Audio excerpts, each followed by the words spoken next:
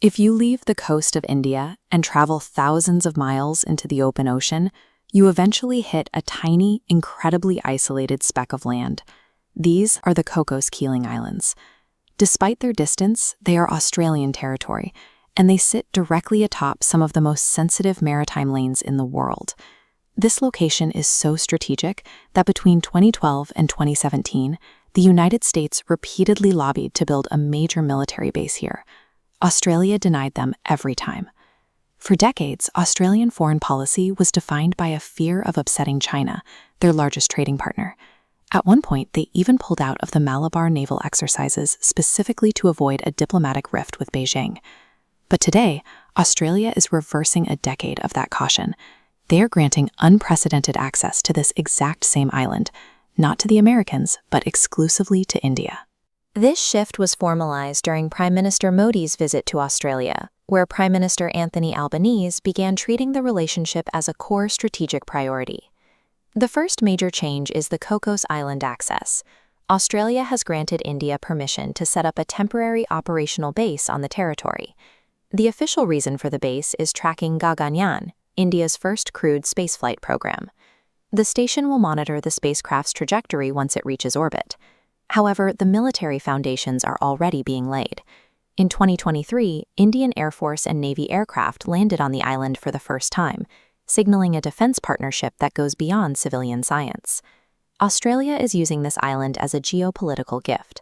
By sharing this territory, they are helping India establish a forward operating presence deep in the Indian Ocean. The second exception involves energy. Australia holds the world's largest known reserves of uranium, and after years of delay, they have agreed to supply it to India. India needs this fuel to meet its national energy target, generating 100 gigawatts of power from nuclear plants by the year 2047. That capacity would provide steady electricity to 60 million homes. In regions like Europe and Russia, high nuclear reliance has historically led to lower monthly electricity bills for consumers. But there was a major international hurdle.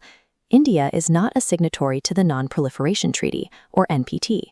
Usually, that means countries are legally barred from buying uranium on the open market. Australia has now dropped that requirement for India alone. It is an exemption they refuse to grant to other non-NPT nations, like Pakistan. By bypassing these global nuclear rules, Australia is proving that they now value India's energy stability more than traditional diplomatic red tape. While the U.S. military recently dropped the term Indo-Pacific from its official terminology, Prime Minister Albanese has doubled down on it. He is filling a massive diplomatic void left by an American leadership currently focused on its own internal political divisions. These Australian deals are part of a three-nation tour where Prime Minister Modi is visiting Indonesia, Australia, and New Zealand in succession. On the first stop in Indonesia, India secured a major defense victory by finalizing the sale of BrahMos and Astra missile systems to the Indonesian military. The final leg in New Zealand is expected to build on their recent free trade agreement to expand their economic and security ties. We are seeing the construction of an India-led security wall across the Indo-Pacific, with nations like Australia breaking their own rules to provide the bricks. If you value clarity over chaos, explore more on Clear Lens X.